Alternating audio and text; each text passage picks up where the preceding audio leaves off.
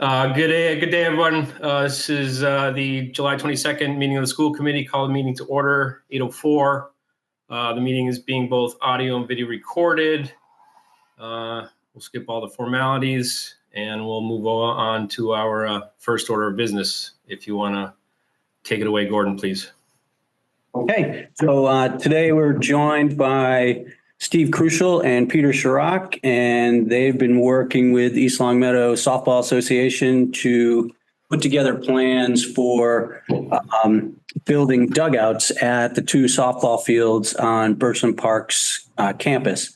The dugouts obviously would both be a great service and support to ELHS teams, but also recreational softball and the teams that play for East Longmeadow. With that, I can hand it over to either Peter or Steve, whoever would like to start. I'll start and I'll hand it to Peter for some commentary. Cool. So just by way of background, and unfortunately, I'm not able to share any screens today, so I can't put up the stuff that was sent around. I will try to do that for you right now. Do you want the overview of the fields first? Yeah, that'd be fine. Okay. Thank you. You're welcome.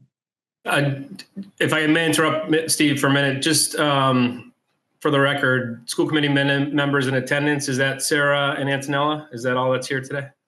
Nope. We have Sarah, Amy, and Kate. Okay. As well Great, as yourself.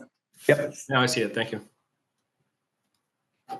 You good, Greg? Yeah, go ahead, Steve. Thank you. Okay, so Pete and I were coaching together 3 or 4 years ago, and we were both on the newly formed Youth Softball Association for East Longmeadow. And one of the topics that kept coming up was the lack of dugouts at these two fields. And there was it seemed like there was a lot of history to it. And anyway, Pete and I kind of put our heads to it. We started thinking it through. And we figured that if we could come up with a design and we could largely self-finance, and it was just a matter of getting the town to say yes, then that seemed like a pretty compelling argument. So we did go down that road. I personally have spoken to virtually every stakeholder involved in these fields. I've spoken to Kevin McGee at the AD. I've spoken to Donna Prather at REC. I've spoken to Bruce at DPW. I've spoken to Tom Christensen. I've spoken to Gordon. I've spoke to Tim Allen when he was still there, and Steve Pearson since then. Everyone seems to think it's a good idea. The typical response is, yeah, that sounds awesome. I hope you're not asking for money because I don't have any. No, we're gonna take a shot at that ourselves. So then we just kind of went and did our thing. Pete, if you'd like to, or if you could speak to just some of the efforts that the ELYSA put into, assembling some of these funds and supporting these ideas, that'd be great. Sure. Thanks for having us, by the way. Thank you for being here. Of course. A few years ago, since we became a 501c3, we've really intensified our fundraising. We've always had dugouts as that's the cream of the crop. That's ideally what we would like to do with this money. But every dollar that we spend with our fundraising money, it just goes back to creating a better environment for our players, coaches, and fans alike. So we didn't know that this time would ever come. So in the meantime, we've done things like we've offered free first aid and CPR certification for all of our coaches. So 95% of all of our coaches are CPR certified. We've invested in pitching machines and pop-up tents. And we've even provided really, really inexpensive player development clinics. We've developed a really good relationship with high school, by the way, and Jenna Webb. So over the last 2 years, we've been kind of lockstep in what we've been doing. Anything that we're doing with dugouts, and if these come to fruition, I'm making sure that Donna Webb, that Jenna is aware, and Julie Ryan, the president of high school softball, is aware. So we have a really good relationship going with high school. Softball, the youth softball program has more than doubled in the last 3 years. So this past spring, we were at almost 130 participants. And with that number, we've been able to fundraise quite a bit. So we have, our levels are from T-ball all the way up through 14U. And then we're passing the torch, these players onto Jenna Webb. So it's been great. And we would make sure that every single age group would be able to experience these dugouts and play in a game where they can sit in a dugout. We just think that experience alone would be pretty darn cool. So it's been going really well so far, but with all of the money that we raised, we have allocated some funds to do this project if you would allow it. Thanks, Peter. Yep. So what we're looking at right here is an overhead of the fields at Birchland. And when we were thinking through how to, come up with a basis of design for this exercise, we wanted to leave as much of the existing fencing and all of that in place, right? To both manage the cost and not make this, something that was going to be unbearable for anyone involved. So what we had settled on, if you can, Gordon, can you zoom that just a tiny bit? Sure. There's probably a way to do this faster, but I'll speak to it while you're looking. So if you look closely, you can see that the dugouts are effectively in line with the field fence, right? And then the dugout is obviously, sitting proud on the other side. So what we were trying to come up with is a way to simply remove that section of fence that is currently right in front of the bench, turn that into a dugout, and that way we've still got all the protection that we need to have, and we're able to simplify the construction a little bit. Gordon, if you could flip to the next image, which should be the... I was so successful with the zooming.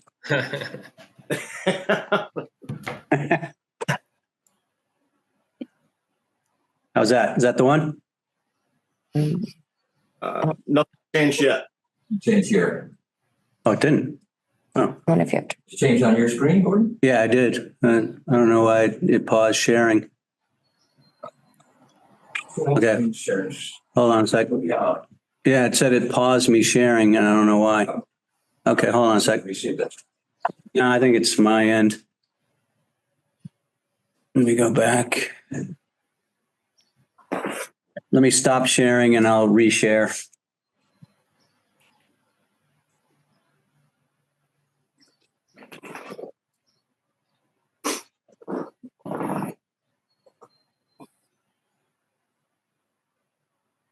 Perfect. Thank you. Yeah, sorry about that. So the next step in this exercise, while Pete and the gang were out trying to raise funds, we wanted to come up with something that would serve as a template for us. So these are the dugouts up at Smith College. And as you can see, they're pretty robust, right? Pretty comfortable. These are lit, these have heaters, these have a lot of things that we're not going to have.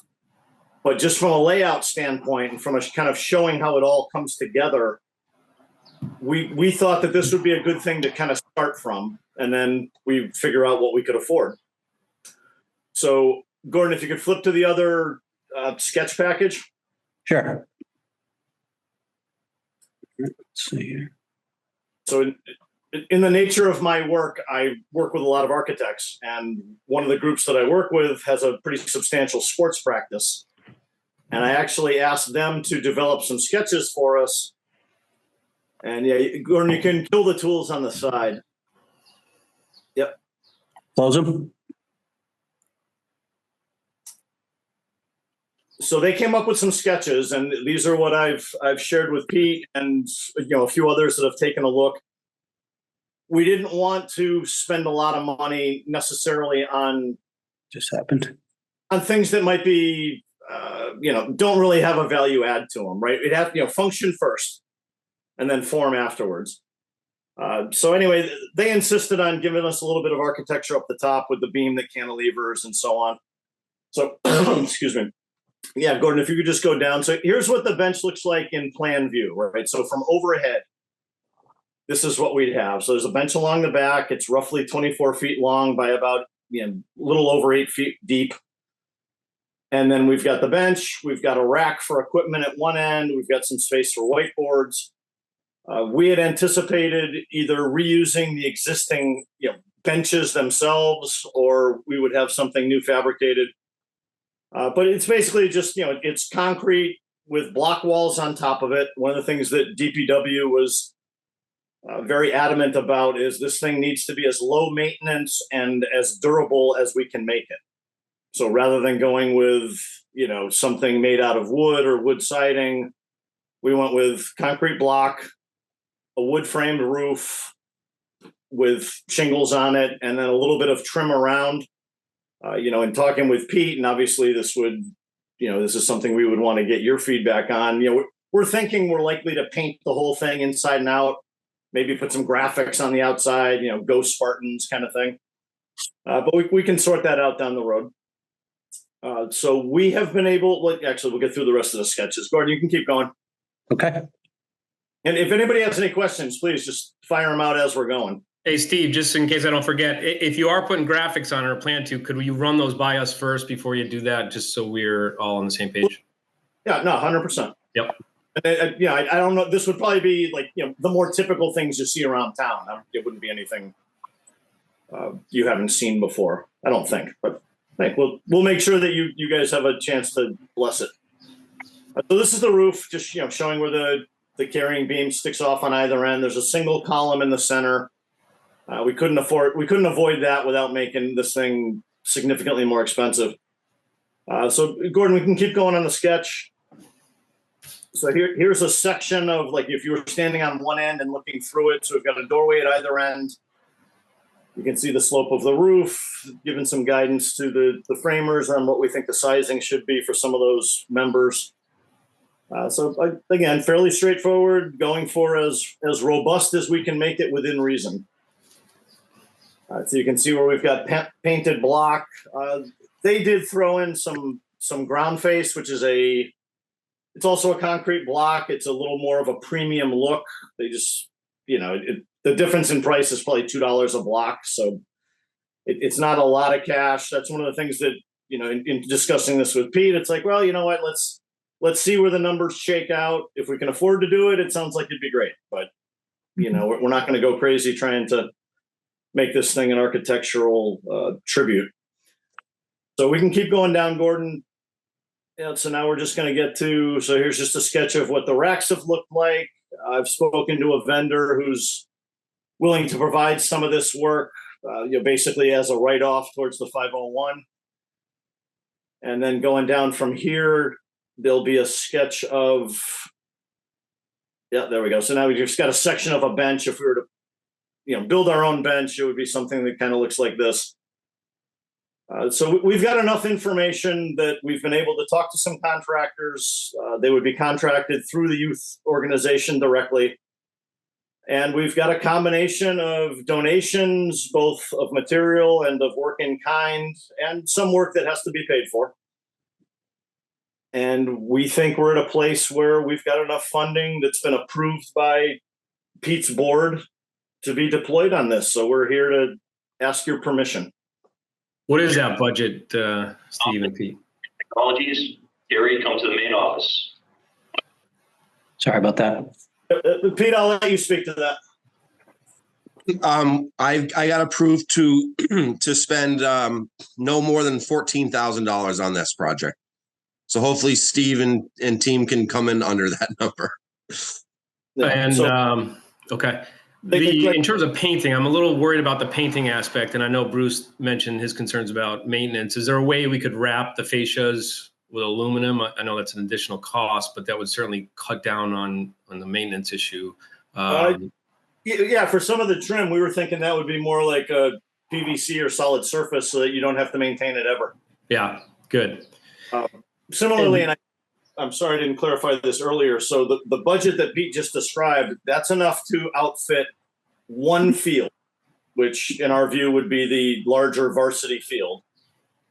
To the extent that we're either able to save some money or shorten the learning curve or develop some other options, if this, assuming that we got permission and things went well and people were happy with the product, we would certainly want to move into the other field, as soon as we had the funds available. Mhm. So Yep. And Steve, as you know, accessory structures in town over 120 square feet require a building permit. Have you gone to the building inspector? I calculate you're like 192 on each of these. yeah, my code book says 200 feet. Well, maybe that's a town. I thought it was 120 in East Long Meadow. Is that what you're looking at, or is that? No, I'll double check it. Gordon had mentioned the same thing, and I'm happy to go in and walk him through all this. Yeah, so if we could have a sign off from the building inspector, either a permit or the fact that we don't need a permit, I'd ask for that because I think it's 120, but we can look into it. And then when we're done, as you can understand, being a public facility, if we can have the building inspector sign off on the finished product before we allow any students or athletes to use them, as you can understand, why we would do that. Yeah, not a problem at all. And then the only other thing I would say is, and it just worth mentioning, once these things are built and done, the town owns them, and it won't be the softball association or anything that can schedule. I just want to make that clear that this is a donation, and we're very thankful. And I know it's obviously takes a lot of work to raise that kind of money, so very appreciative of all your efforts. But just worth mentioning that once they're finished, they would be town property, not softball organization owned. Yep, fully understood. Okay. I guess my question would be, do you have any plans to do anything different with the 2 softball fields at Birchland in the next couple of years? Are you planning on ripping them up in 3 years? Because that might change things. No, Pete, and I did ask the same question because now that we're putting, as you probably know, we're putting 2 more softball fields at the high school and new fields. So in the future, potentially they could come out. There's no near future plans for that. And certainly an investment like this, you want to get multiple years out of it. Right. Can I commit 7, 8, 9, 10 years from now, they won't come out? I can't do that because there's a need for additional parking at that school, no doubt. And, but we have no plans to knock those down. I guess I could put it that way. Okay. Yeah. Thank you. And as you know, there's not enough fields in this town for anything. So getting rid of fields is not any of our expectations, other than if it was an absolute necessity. So, yeah, understood. Any other Gordons or any other questions? There's only one Gordon, Steve. You know that. Trying to get a few more Gordons, but we'll see. One's enough for me. Sorry. Oh, I don't have any. Kate and Amy, anything else? No questions from me. Yep. I'm all set. Thank you. Okay. If there are no other questions, I would entertain a motion to approve the plans for, as of now, the 2 dugouts. So that would be, is that the east side field or the west? I don't know which one's the varsity, the right or the left. That's a good question. Varsity? The way that I explain it is if you're standing on the soccer field looking at the school, it's the one on the left. Okay. Great. Yeah. It's field 1. There's a sign. There's actually the sign is of sign 1 and then 2. So it's field 1. Okay. So it would be two individual structures, one on the third baseline and one on the first baseline. Greg, do you want the motion to project into the future that should they raise money for the JV field that we give approval for those, or do you want that to come back? Steve, would that happen next year, do you think? I don't. I'm not sure. Why don't we have you come back then if we're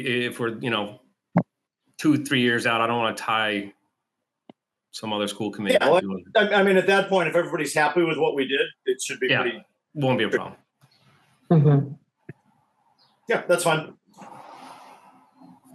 All right, so then I move to approve the plan for building dugouts at the Birchland Park Middle School softball field number 1, as presented and pending the information about the permits. Okay, motion made by Sarah, Second. second by Kate. Any other discussion? We'll roll call it. Kate, Yes. Aye. either way. Sarah Yes. and Amy. Yes. And I'm a yes as well. That carries 4-0. Okay, Pete and Steve, really appreciate all your efforts. Anything we can do to improve East Long Meadow is certainly appreciated. So Great. Well, we appreciate you guys pulling this together so quickly. yeah, our Thank you pleasure. very much. When do you think you might get a start on it? I think it's probably best case a couple weeks out to start doing something, but our intention is to have it done before the kids come back. Awesome. And you'll keep Bruce in the loop as you go along. I know you know him, but yeah, cool. Okay, Thank you. Okay. I'll look Thank into that you. and I'll circle back to you. great. Thank you, Steve. Thank you, Pete. Thank you, everybody. Really appreciate it. Yeah, Thank you. appreciate you guys. Have a good day. You too. You too. Have a good day. Okay, for the rest of the committee, anybody have anything else? Nope. Then I would entertain a motion to adjourn. So moved. Motion made by Sarah, Second. second by Kate. We'll roll call it. Kate, Yes. Sarah, Yes. Amy, Yes. and I'm a yes as well. That motion carries 4-0. Thank you. We are adjourned. Thank you.